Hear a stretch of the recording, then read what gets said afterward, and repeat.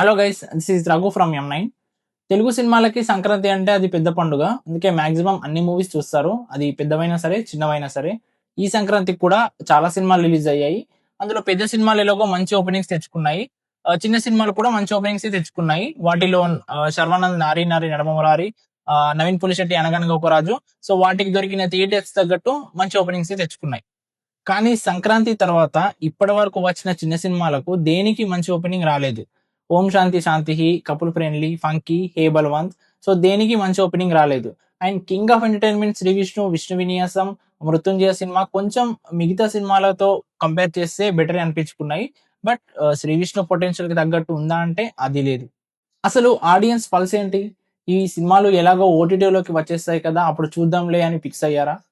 లేదా ఈ సినిమాలు ప్రీ రిలీజ్ బజ్ క్రియేట్ చేసుకోవడంలో ఫెయిల్ అయ్యాయా? లేదా కంటెంట్ ప్రాబ్లమా?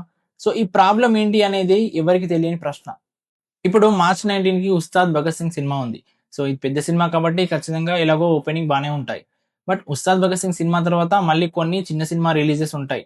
సో వాటి ఓపెనింగ్స్ పరిస్థితి ఏంటో చెప్పలేని పరిస్థితి.